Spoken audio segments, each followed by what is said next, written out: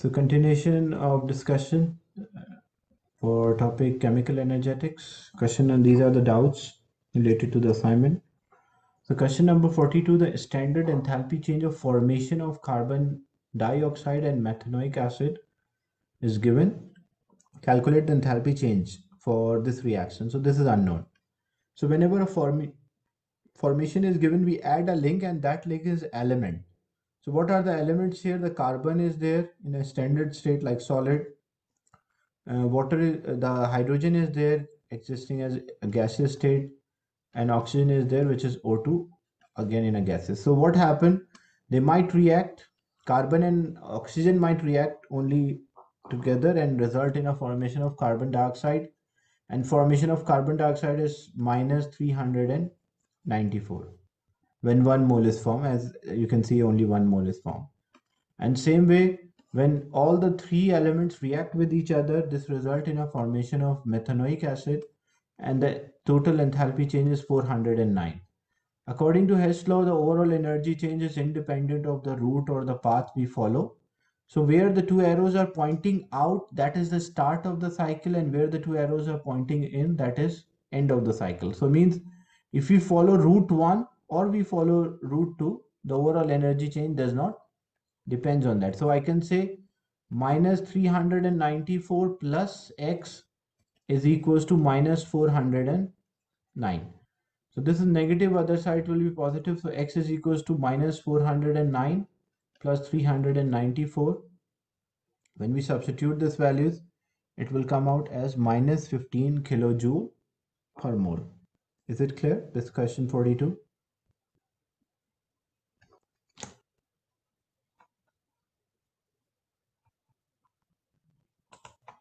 Next is question number 46. For which of the following reaction enthalpy change is equal to bond enthalpy? Basically, energy needed to break the bond and produce the atom in a gaseous state. That's called a bond enthalpy. That's a definition. So here in question number 46, when we check the options, a molecule is there and we produce element. So that is not the right. Because for bond enthalpy, we should produce atoms, and atoms should be in a gaseous state. Here again, we are producing elements, so that's not so correct. But element both in a gaseous state we are producing. Here, molecule break into atoms, and atoms in the gaseous state. That's why C is the right answer. Here, ions are produced here. That's why it is not. Because the bond enthalpy means energy needed to break the bond and produce atoms in the gaseous state. That's a condition. Like even for example, if I say I have CH4, methane is there. So when I produce carbon in a solid state and hydrogen in a hydrogen atom in a gaseous state, that's not a bond enthalpy, because the condition is I should produce carbon also in a gaseous state. So when we produce the element in the gaseous state, we call that as bond enthalpy. Then after 46, there is question number 51. 51 part C.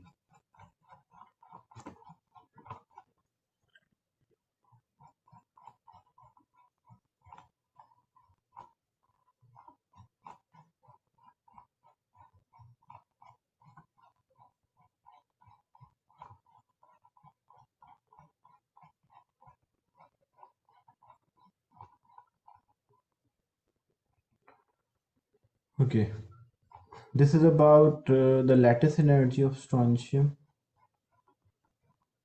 Define lattice energy is there. Then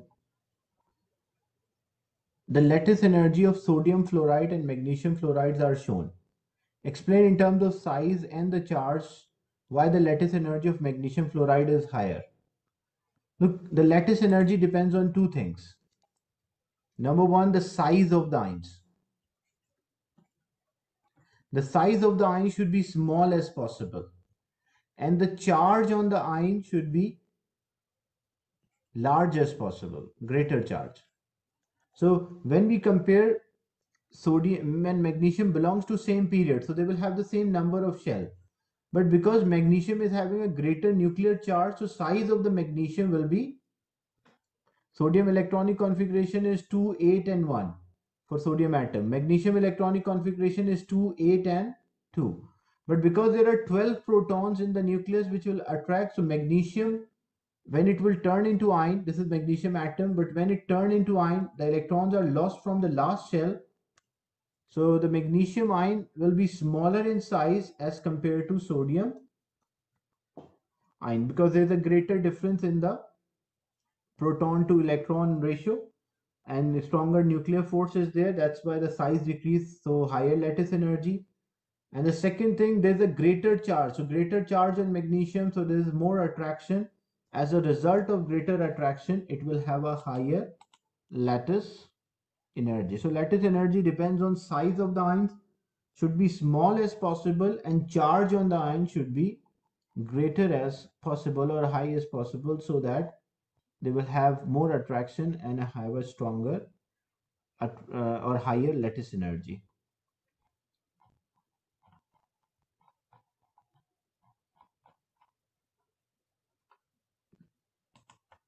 Then question 52, part C and D.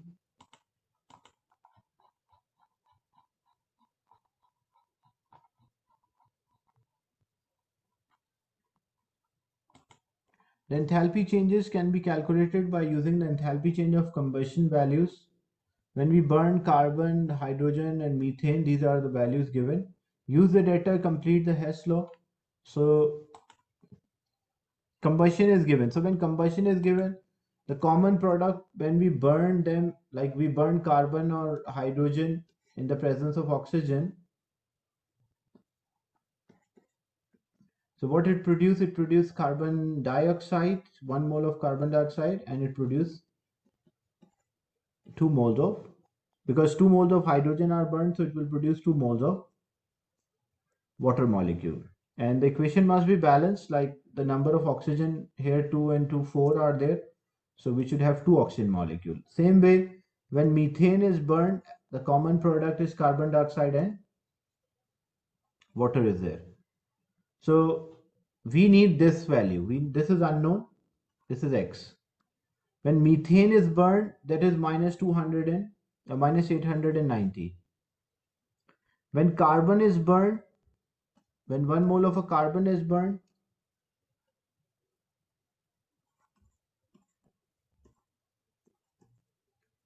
so for and produce carbon dioxide, so that is minus 394. And when 1 mole of hydrogen is burned, it is minus 286, but in the question we are burning 2 moles. So this should be multiplied by 2. So according to Hess law, the overall energy change is independent of the route or the path we follow.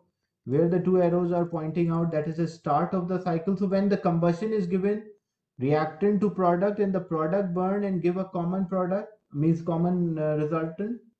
And same thing, the reactant burn and give a common result. So this is the start of the cycle, this is the end of the cycle. So when we write equation, we can say X plus is there and minus 890 is equals to minus 394 plus in a 2 times in a bracket minus 286. So we substitute these values for question number 52, part C. So this will, the final after solving, this will give us the value of X will be minus 76 kilojoule per mole will be there. The enthalpy change of this reaction. Is it clear, this part C?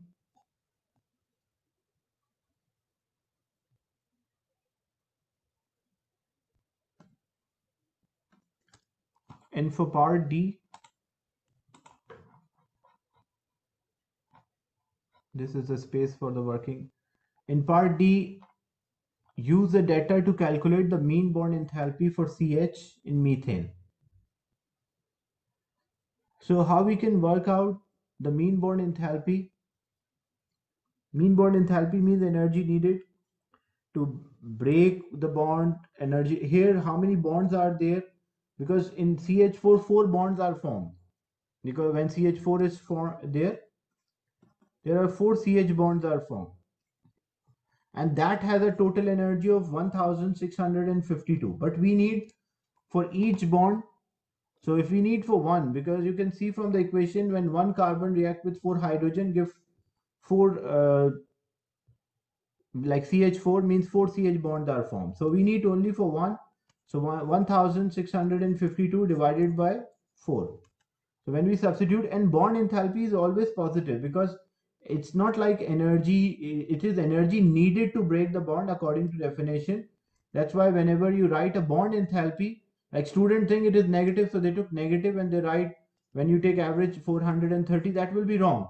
Because bond enthalpy, mean bond enthalpy can never be negative, it is always positive, because the definition of a bond enthalpy is energy needed to break the bond and produce atoms in a gaseous state. So if we are breaking the bond, bond breaking is always endothermic. So mean bond enthalpy cannot be negative. So that is 413 will be there kilojoule per mole. Then the bond enthalpy for carbon-carbon, and show your working. So how we can work out? So if we work out the bond enthalpy here, that is 413, then bond breaking minus bond forming. So we need only carbon-carbon here for the second part. So the total energy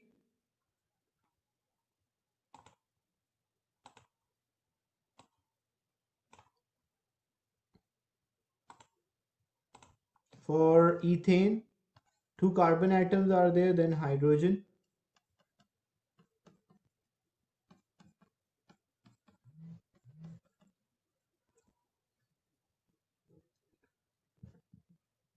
So the total energy release here is minus 200 and minus 2825. And how many in terms of bond forming? Because the formula is bond breaking minus bond forming is equals to enthalpy change, energy change. Bond breaking, because in the reactant side already there are atoms, so there is no bond breaking. So bond breaking is 0. Minus bond forming. So what kind of bonds are formed? There is one CC bond is there, which we are finding. And there are how many? 1, 2, 3, 4, 5, 6 CH bonds are there. And that is equals to the enthalpy change, which is minus 2825. So when this negative will cancel with negative, so CC bond we don't know, so we say X, and plus 6 into 413, that is 2825, and 6 into 413, that is on the left hand side, will move on the towards the right hand side and subtract.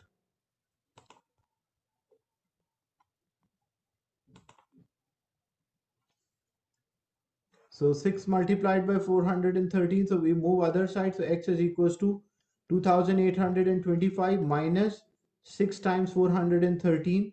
So after simplification, it will give us 347 kilojoule per mole. Is it clear that how we work out the carbon-carbon bond from the second equation?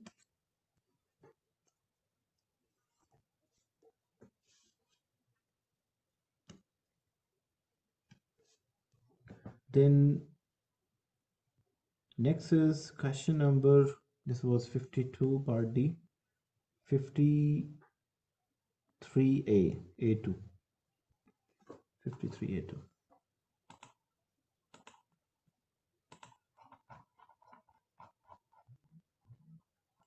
The enthalpy change for a reaction when 1 mole of sodium hydrogen carbonate react with hydrochloric acid. So first we calculate the energy here. E is equals to Cm delta T, where M is a mass, C is a specific heat 4.18, and delta T is a change in temperature. So when we multiply them all, we'll get the enthalpy change, and then enthalpy change per mole. So we should get first the moles here.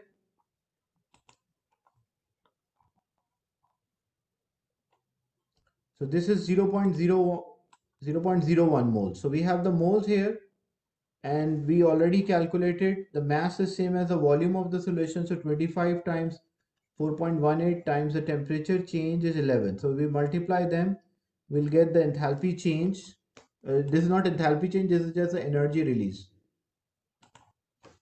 or energy absorbed if a temperature decreases here. Then energy is absorbed 1149.5 joule is there, but we normally get in kilojoule, so we divide by 1001.149 kilojoule. But enthalpy change per mole, so we should divide by the number of the moles, as the number of the moles given in the question is 0.01. So this value which we get should be divided by 0.01.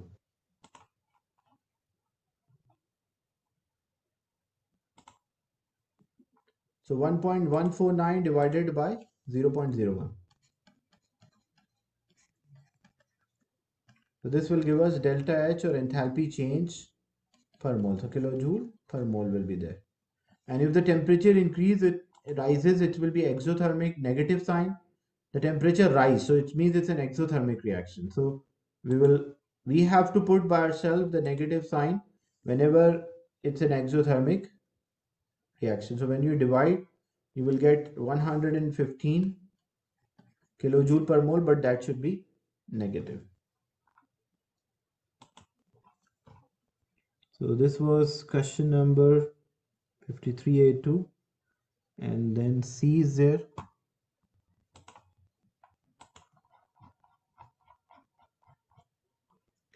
The uncertainty on each thermometer reading is 0.5. Calculate the percentage error. So how to calculate the percentage error? Percentage error is basically the count, or the least count, the smallest value,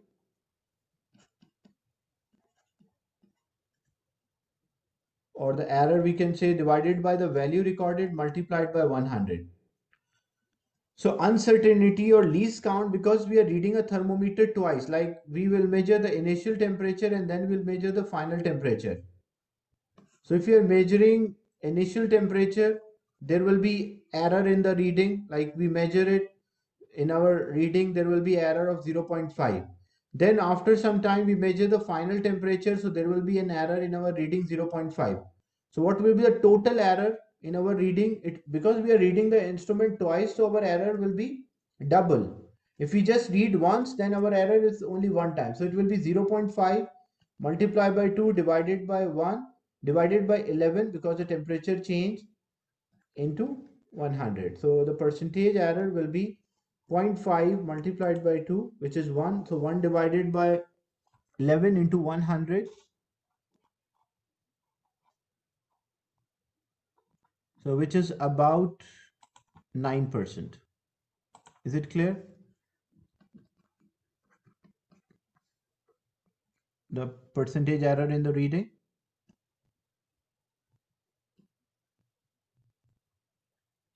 So whenever we read the instrument twice, then the percentage error will be double, like, because each time that cause a change by 0.5, so twice if we read, so it will be double of that. Next is question, this was 53, then it's 55, 55C1.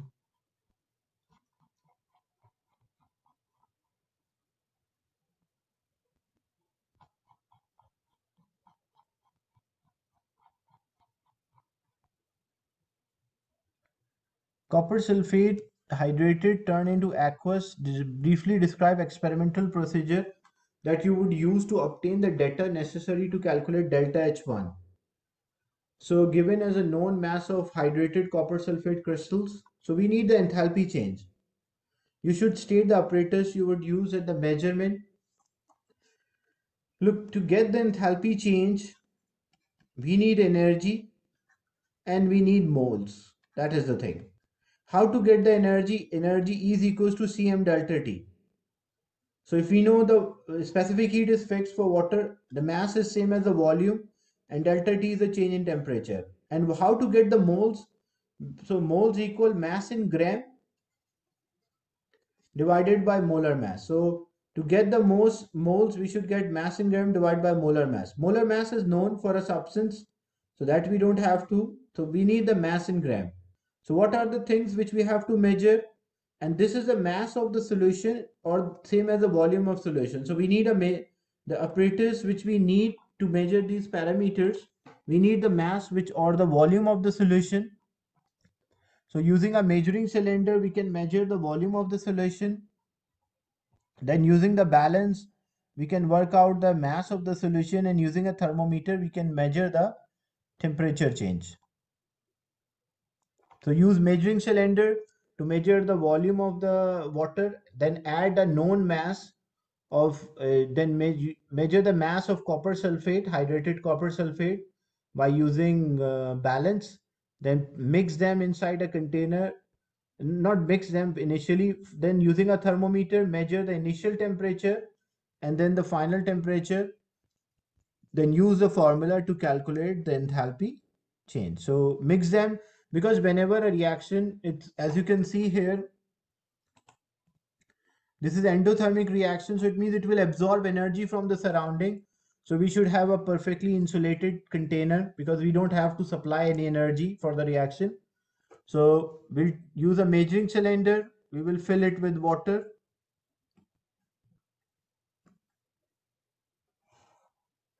Then using a balance, we'll measure the known mass of anhydrous copper sulfate, sorry, hydrated copper sulfate. And then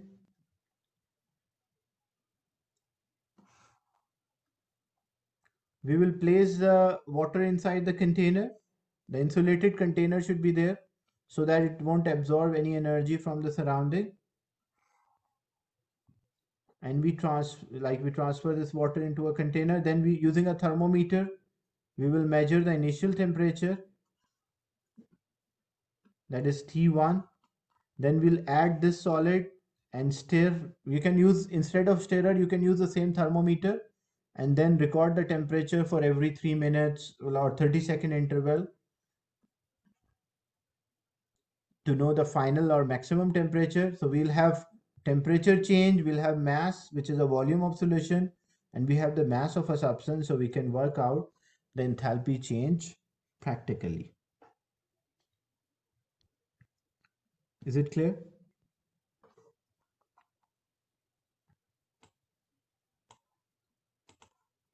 So these are some questions related to chemical energetics. Still, there are more doubts, but that I will discuss in the next session and complete this assignment. Any question related to the class?